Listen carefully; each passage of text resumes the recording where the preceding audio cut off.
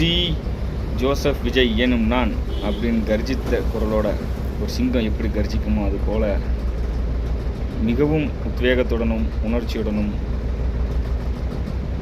அந்த அனௌன்ஸ்மெண்ட் பண்ண விஜய் அவர்கள் அடுத்த நொடியே அரங்கம் அதிர்ந்துருச்சு. ஒரு மக்களின் குரலாக, ஒரு மக்களின் நாயகனாக வலம் வந்து கொண்டிருக்கும் விஜய் அண்ணா அவர்களே, இன்னும் தான் நீங்கள் ரொம்ப கவனமாக இருக்கணும். நீங்களாக உங்களுடைய அமைச்சர்களாகட்டும், உங்களை சார்ந்த அனைவரும் மிக கவனத்துடன் செயல்பட வேண்டும்.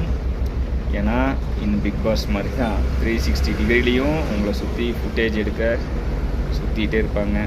ஸோ உங்களோட செயல்கள் அனைத்தும் ரொம்ப கான்ஃபிடென்ஷியலாக இருக்கணும், ரொம்ப ஜாக்கிரதையாக இருக்கணும்.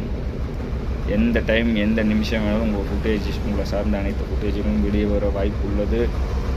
உங்கள் அமைச்சர்கள் அனைவரும், உங்களை சார்ந்த அனைத்து உறுப்பினர்கள், உங்களுடன் இருக்கும் பயணிக்கும் அனைவரையும் மிகவும் பத்திரமாக செயல்பட சொல்லுங்கள். வார்த்தைகள் மிகவும் கவனமாக வெளிவர வேண்டும். எந்த ஒரு சின்ன இஷ்யூ கிடைச்சாலும் அந்த இஷ்யூவை பெருசாக்கிறதுக்கு இந்த தமிழ்நாடு ரெடியாக இருக்குது. இது கிட்டத்தட்ட ஹேஸ் அ செஸ் சதுரங்கம் மாதிரி தான்.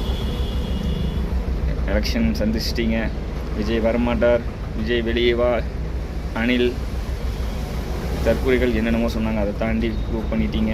அதே மாதிரி இப்போவும் விஜய் பதவி ஏற்பாரா அப்படின்ட்டு நீங்கள் மட்டும் இல்லை, உங்களை சார்ந்த மக்கள் அனைவரும், ஏன் உங்கள் நண்பா நண்பீஸ், அண்ணன் தம்பி தங்கை அப்பா அம்மா என உங்கள் வீட்டில் ஒருவராக ஏற்றுக்கொண்ட அனைவரும் இந்த 4 நாளும் எந்த வேலையும் செய்யாமல் உங்களின் சிந்தனையிலேயே பயணிச்சுட்டு இருந்தாங்க.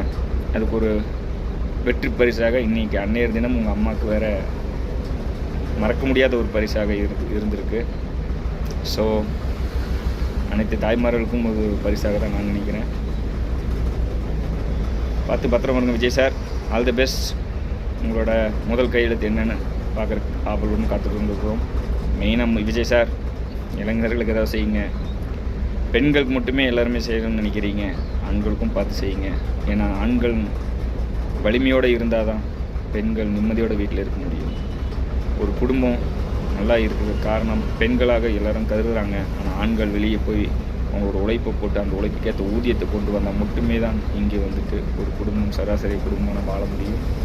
ஸோ மக்களுக்கு தேவையான விஷயங்கள், பொருளாதாரத்தை குறைக்கிறதுக்கு என்ன வழி, அரிசி பருப்பு ஆயில் அன்றாட